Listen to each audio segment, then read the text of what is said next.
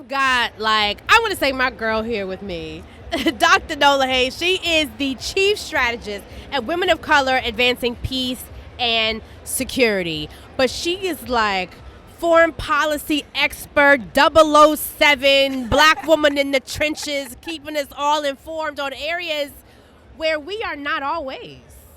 Let's talk about facts, because I don't know a lot of black women in your space.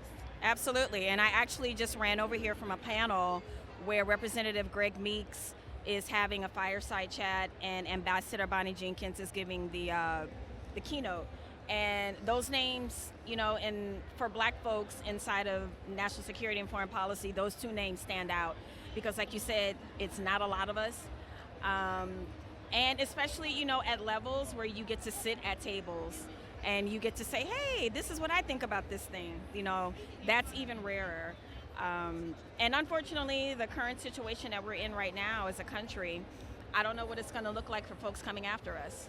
Let's talk about some things that we may not be aware of or are not talking about because we're being distracted by so many different things. Right. But you're in these places and spaces. What's on your heart right now with this administration and the attacks that we're seeing? Well, one of the things that I'm keeping my eye on is what's happening in Europe right now. A few weeks ago, Poland woke up to 19 drones in their airspace. It's followed by Estonia, followed by Romania. They said they were Russian drones. Russia said they weren't Russian drones, and so on and so on. Poland triggered Article 4 of NATO, which is not Article 5, which says all NATO countries must come to defend one country if they call. But we're one step closer to triggering Article 5 of NATO, and I want to put that in context for people. Yes. So the last administration, when people like me were out there saying, hey, listen, it's important for us to support Ukraine because we don't want a potential World War III on our hands. And people rolled their eyes and they scoffed and they were like, oh, whatever, we got enough stuff to worry about here at home. And now we are seeing that an unconstrained Putin puts 19 drones in Poland's airspace. There were just Russian aircraft in Alaska's airspace just the other day. Yep. So, Russia's right now, they're testing the boundaries. They're testing to see what they can get away with under this current administration.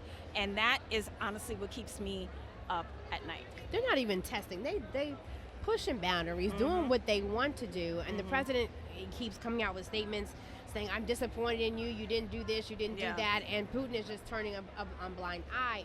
While at the same time, we're watching countries come together in alliances that we weren't quite sure what happened. And I don't think, as much as we look at what's happening domestically, internationally, there's a whole nother fight that's going on that could rearrange a lot of the things that we do here. And the tariffs are tied up in that as well.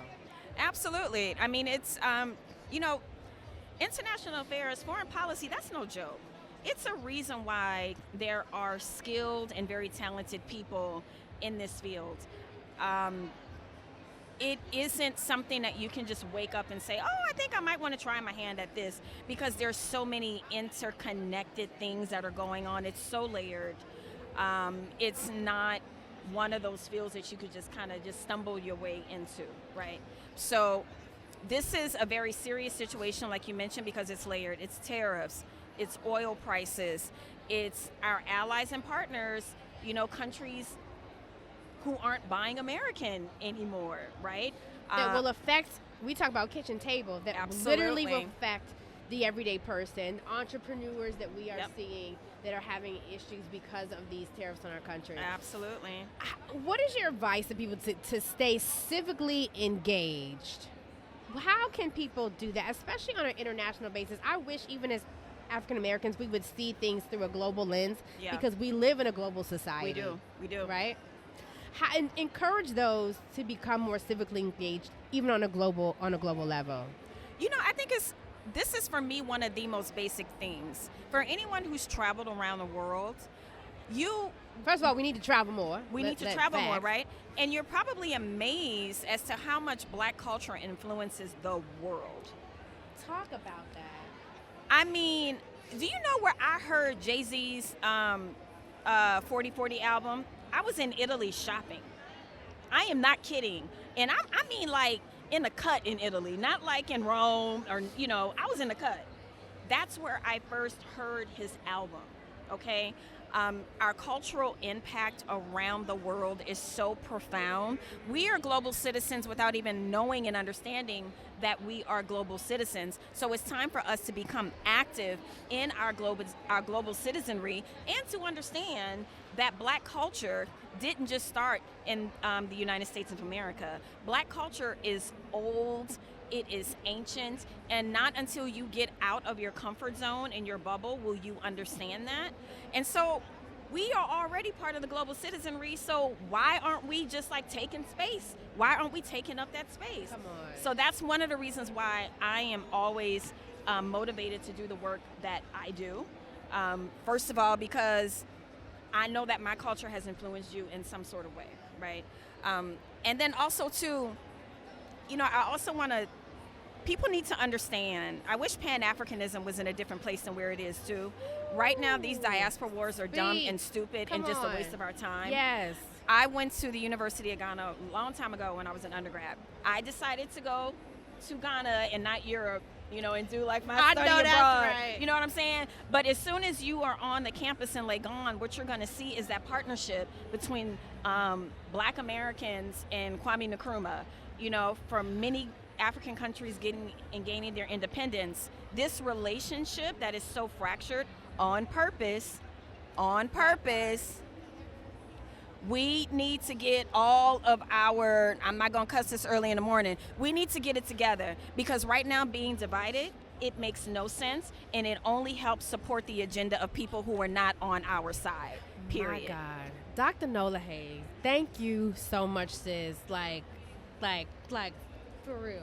And I hope people listen to that and it encourage you to get out of your comfort zone, to travel, to see what the world is really like, because your money will go longer when you do that as well. Listen. Let's talk about the facts that you're trying to make it happen here. And then, I mean, I got to have you back on to talk about that. But in just like 10 seconds or less, that's all we have. The purpose of this conference, the theme is made for this moment. Mm-hmm.